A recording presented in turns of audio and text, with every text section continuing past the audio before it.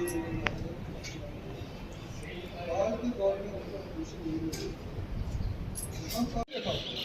तरह की कुर्बानियाँ जैसे जम्मू कश्मीर में अगर किसी ने दी है निकाल के लाए, बुजुर्ग का घर कोई नहीं देता। आज का फेसबुक था।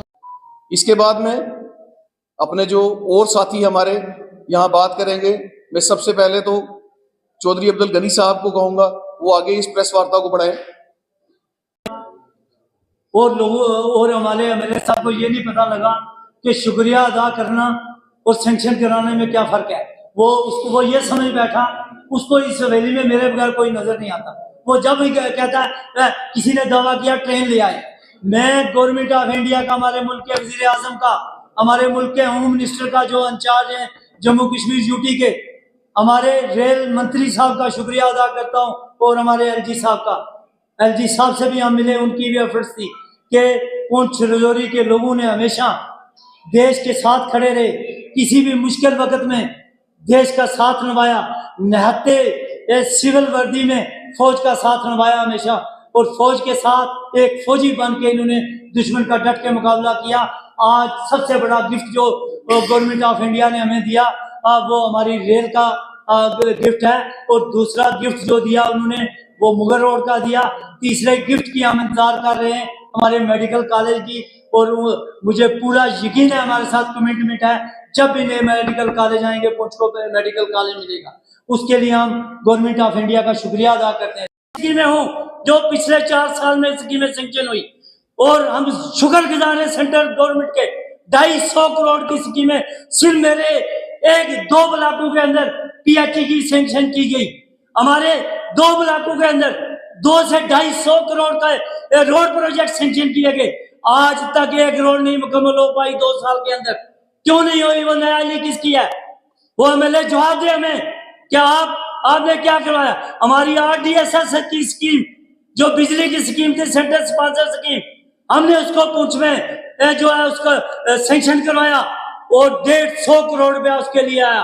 आज तक पिछले 2 साल की आप प्रोग्रेस मांगे, आप मीडिया वाले भी, कि क्या प्रोग्रेस है उसकी? वो स्कीम आज तक कंप्लीट नहीं हो पाई। क्यों कंप्लीट नहीं हो रही? गवाह है पिछले 5 साल कौंसिल रही है, एक भी मुझे ऐसी वीडियो बता दो जहां लोगों प्रोटेस्ट करके सड़कों पे आए हूं कि हमारी सड़क में खड्डे पड़े हैं, हमने रोडों को मेंटेन किया। अगर कहीं मेंटेन नहीं हुई तो वो लोरन में मंडी में जाके वो देखे, मंडी जो उसके पास था मंडी, उस मंडी की क्या खस्ता हालत है। 5 साल तो वो भी इस पर पावर शेयरिंग में साथ था। आज वो कैसे कहता है कौंसिल फेल है? अगर कौंसिल फेल है, सबसे ज्यादा तो उसकी वालदा मोहतरमा जो आज इस दुनिया में नहीं है, अल्लाह ताला उनको जन्नत नसीब करे, एक अच्छी लेडी थी। अगर फेल है तो फेलियर तो एमएलए है, उसका प्लान तो ये बनाता था, तो वहां क्यों नहीं काम किए? इसको आज नजर ही नहीं आता कुछ काम। आप गांव में जाएं देखें स्कीमें कब से स्टार्ट हुई हैं। क्या वो कौंसिल के टाइम स्टार्ट हुई है? आप सलोत्री में चले जाएं, आप जलास में चले जाएं, जलास एक हायर सेकेंडरी स्कूल 8 करोड़ से ऊपर का हमने सेंक्शन करके दिया। आज कॉलेज की बिल्डिंग भी इसके बराबर की नहीं है। 10 रोडें हमारी जो है पिछले 2-3 साल से काम शुरू है, लेकिन 2 साल से इतनी सुस्त रवि का शिकार हुई है।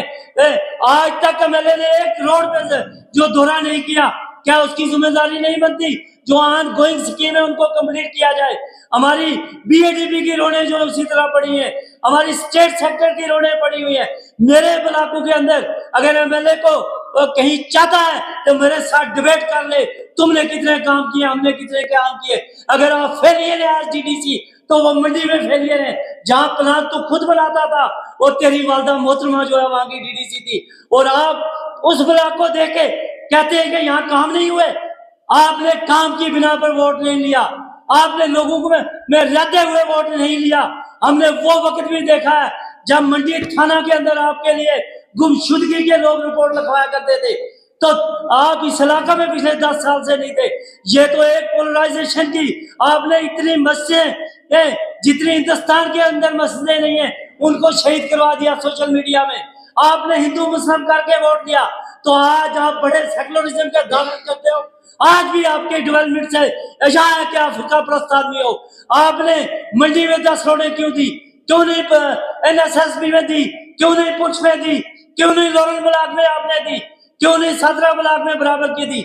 आप एक तरफ से आपका अर्थमेटिक इतना कमजोर है, आप मीडिया पे इल्जाम लगाते हो कि आप अनपढ़ लोग हो। आप मुझे बताओ 25 रोडें पिछले साल सेंक्शन हुई, 20 रोडें इस साल हुई, 20 और 25 कितने होते हैं? 45 होते हैं, और एमएलए साहब कहते हैं 55 होते हैं। इससे साफ उसकी डिग्रियां यहाँ है, झलक रही है वो क्वालिफिकेशन जो उसके अंदर है। मैं उसको मुबारकबाद देता हूँ। एक बार दोबारा पढ़े पढ़ ले, दोबारा जमा तफरीक सीख ले किसी उस्ताद से। अगर आपको 20 और 25 में जमा करके 55 बनते तो फिर तो डेवलपमेंट हो गई हमारी पुंछ वालों की। देखिए, आज की जो प्रेस कॉन्फ्रेंस जिला भारतीय जनता पार्टी कार्यालय में रखी गई थी, ये प्रेस कॉन्फ्रेंस ये थी कि माननीय हमारे एमएलए आजाद जान साहब, यो भी काम जो है सेंट्रल गवर्नमेंट देती है, मोदी द्वारा जो काम यहाँ पर हमें मिलता है उसका कैडर लेने की कोशिश जो की जाती है हर वक्त। जैसे ट्रेन आई तो ट्रेन का पैसा किसने दिया? सेंटर ने दिया। यहाँ पर इतनी बड़ी रोडें, इतने बड़े टनल, आप देखें जो यहाँ कश्मीर से जो इतना बड़ा टनल बन रहा है, तो हम ये कहते हैं कि जो नेशनल कॉन्फ्रेंस ने जो अपने वायदे किए थे, लोगों के साथ जो वायदे किए थे, वो काम गिना है कि उन्होंने कितने काम किए हैं। तो सेंट्रल गवर्नमेंट ऑलरेडी हमें दे रही है, उसका कैडर लेने की कोशिश ना करें। इसी की मतलब आज की यहाँ पर ये प्रेस कॉन्फ्रेंस रखी गई थी कि नेशनल कॉन्फ्रेंस माननीय उमर अब्दुल्ला जी ने जो लोगों के साथ वायदे किए थे, अपने वायदों पे खरे उतरे। क्योंकि भारतीय जनता पार्टी जिला पुंछ की जो पार्टी है, उसने 2 साल वेट किया है, हमने इंतजार किया है 2 साल कि माननीय एमएलए साहब पुंछ के अंदर कोई डेवलपमेंट के काम करेंगे, मगर देख कुछ भी ना रहा है। जो भी काम आते हैं सेंटर द्वारा, उसका कैडर लेने की कोशिश की जाती है। हमारा यही मानना है, हम यही कहते हैं कि जो सेंटर के द्वारा जो काम आते हैं उनकी गिनतियां मत गिनाएं, उनके रिवना मत काटे। जो आप काम कर रहे हो, जो आपने लोगों के साथ वायदे किए, उन वायदों को पूरा करें तो ज्यादा बेटर रहेगा। एक बात मैं और कहूंगा कि जो ग्राम सभा के अंदर आप देखेंगे, ग्राम सभा के अंदर जो इस वक्त जो वो उसका जो पैसा आया है, उस पैसे का जो है प्लान बन रहा है, तो 8 लाख रुपया तो कहते हैं कि ये सीडी फंड जो चला गया है एमएलए के खाते में। ठीक है भाई, आपने दे दिया, गवर्नमेंट का पैसा नहीं है, दे दिया, मगर जो बाकी ग्राम सभा प्लान बना रही है, कहते हैं उसमें भी परमिशन जो है एमएलए साहब के पास जाएगा, वो भी एमएलए साहब उसको चेक करेंगे, फिर उसको अप्रूव करेंगे। ऐसा नहीं होना चाहिए। माननीय हमारे जो डिप्टी कमिश्नर पुंछ माननीय अशोक शर्मा जी से हम ये दरख्वास्त करेंगे कि जितना भी पैसा बाहर से आता है या कहीं सेंट्रल स्कीम से आता है, उस पैसे का सही इस्तेमाल होना चाहिए। शहर की हालात मैं कहता हूं 72 से बहुत ही खराब हालात है। नालों की हालात देखें आप, शहर की आप देखेंगे, रोडें देखें, कहीं भी जो है पैसा बराबर तरीके से नहीं बांटा जा रहा है। तो मेरी ये दरख्वास्त है, क्योंकि हमारे जो जिला के डिप्टी कमिश्नर होते हैं उनका भी बहुत बड़ा रोल होता है इस डेवलपमेंट काम के लिए। तो मेरा ये